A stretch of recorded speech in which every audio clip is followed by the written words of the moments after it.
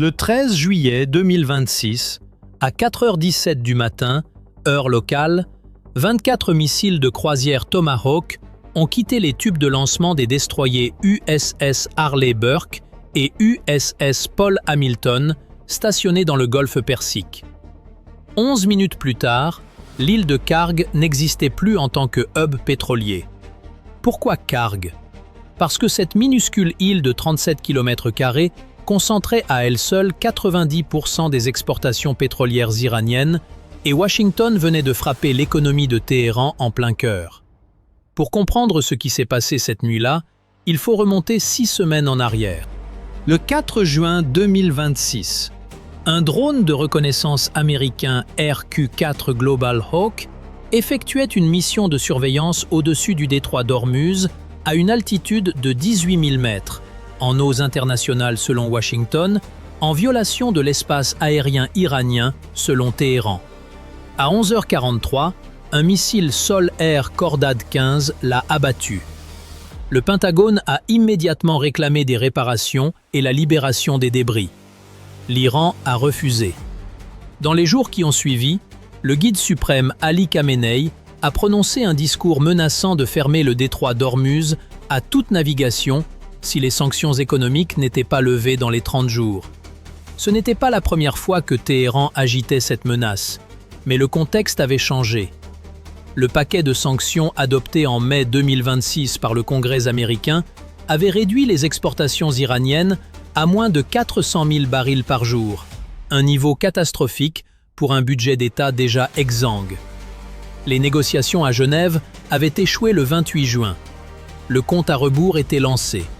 Dans la nuit du 12 au 13 juillet, le porte-avions USS Gerald R. Ford, positionné en mer d'Arabie, à 320 km au sud-est du détroit, a commencé à faire monter ses appareils sur le pont. Des FA-18E Super Hornet et des F-35C se succédaient dans les catapultes. Simultanément, à une profondeur de 45 mètres dans le golfe d'Oman, le sous-marin lance-missile USS Florida, un SSGN de classe Ohio converti, terminait ses calculs de trajectoire. À 4h17 précise, les premiers Tomahawk BGM-109 ont décollé des eaux du golfe Persique. Dans le centre opérationnel du CENTCOM à Tampa, en Floride, où il était 20h17 la veille, heure de la côte Est, le général commandant les opérations observait en temps réel les trajectoires sur un écran tactique. La salle était silencieuse, à l'exception du bourdonnement des serveurs et des voix basses des opérateurs. Les drones RQ-4 Global Hawk, ironiquement identiques à celui abattu le 4 juin, assuraient une couverture permanente au-dessus de l'île de Kharg. Les images thermiques montraient les rotations de garde du CGRI, les cuves de stockage de 10 millions de barils, les terminaux T1 et T2. Tout était identifié, géolocalisé, intégré dans les coordonnées des bombes JDA-MGBU-31. Les défenses iraniennes ont réagi. Les batteries S-300 PMU-2, déployées sur la côte du Khouzestan, ont lancé leurs missiles intercepteurs à 4h22, 5 minutes après le premier tir américain. Sur les 24 Tomahawk initiaux, 7 ont été abattus. 17 ont continué leur route. Puis, l'USS Florida a ouvert ses propres tubes, ajoutant 18 missiles supplémentaires à la volée.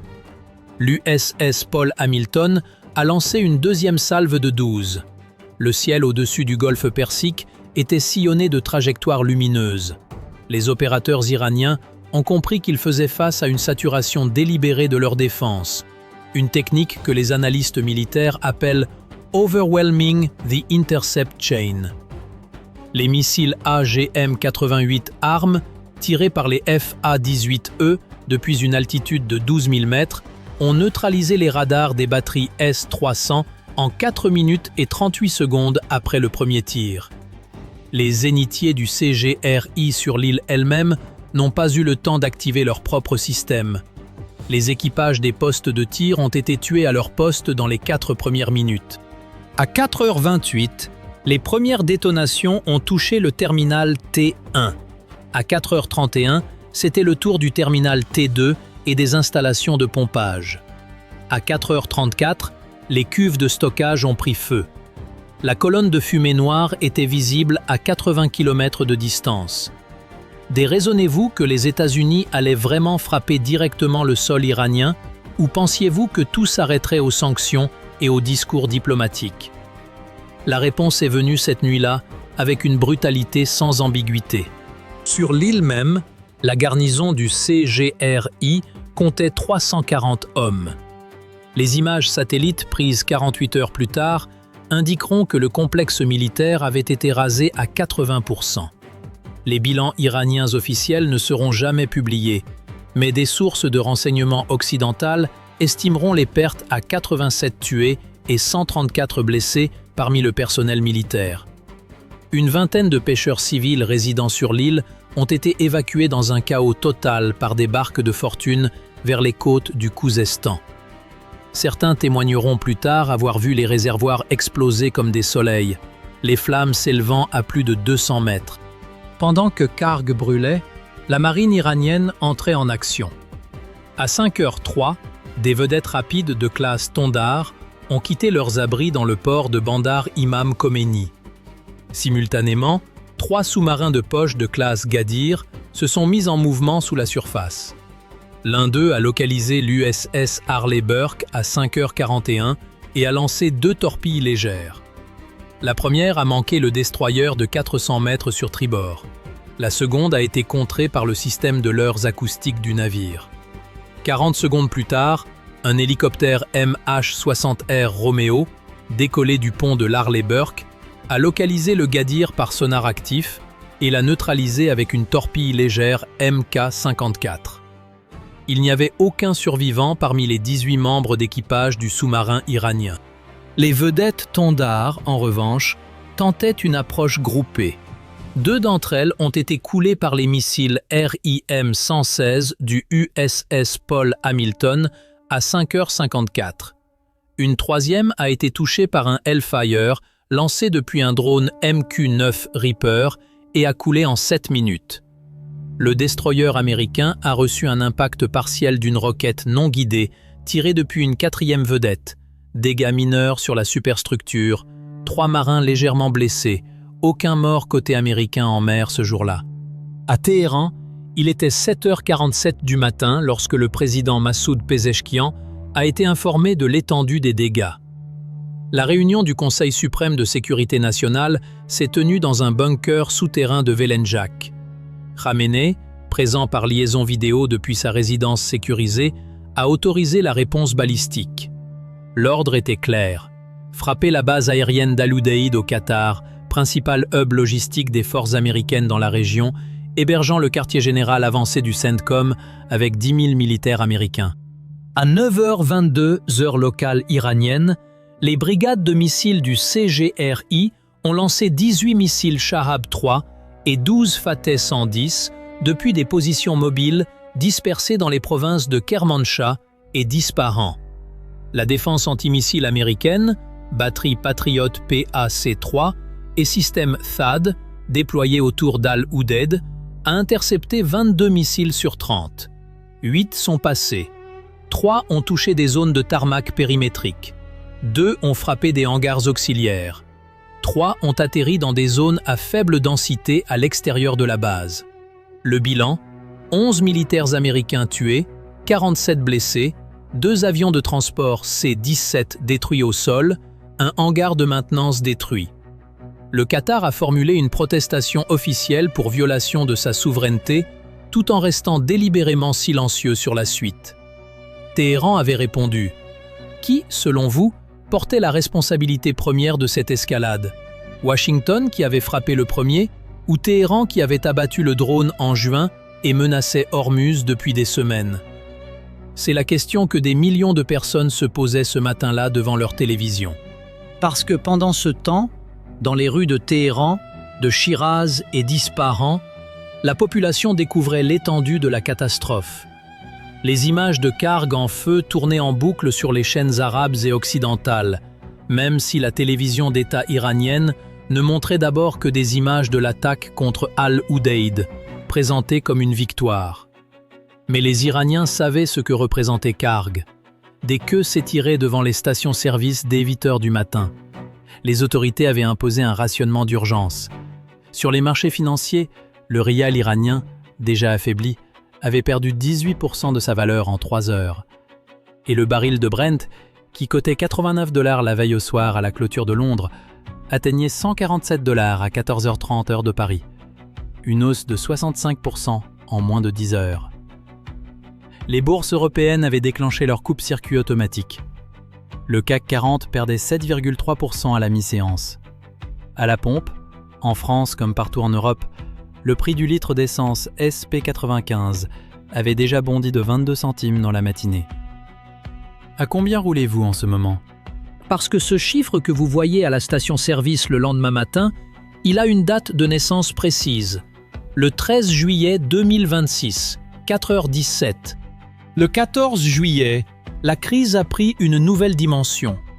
Des drones Shahed 136 iraniens, lancés depuis des positions côtières dans la province d'Hormozgan, ont attaqué 2 pétroliers en transit dans le détroit d'Ormuz. Le supertanker sud-coréen Stellar Ace a pris feu après l'impact de 3 drones. 26 membres d'équipage ont été secourus, 4 sont portés disparus. Un second pétrolier grec a été légèrement endommagé. L'assurance maritime Lloyds a immédiatement classé l'ensemble du golfe Persique en zone de guerre. 31 pétroliers ont fait demi-tour ou se sont mis à l'ancre en mer d'Arabie. Les compagnies de navigation refusaient d'entrer dans le détroit. La menace de fermeture d'Ormuz, agitée depuis des semaines comme un épouvantail, était en train de devenir réalité non par un décret, mais par la peur.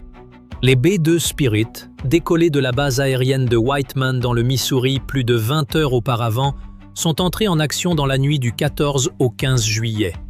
Leur cible, les batteries de missiles anti-navires Nour et Nasser, déployées sur la côte iranienne, les rampes de lancement mobile de Fateh 110, encore opérationnelles, et plusieurs dépôts de Shahed 136. Les frappes ont duré 4 heures. 14 positions de lancement côtières ont été détruites.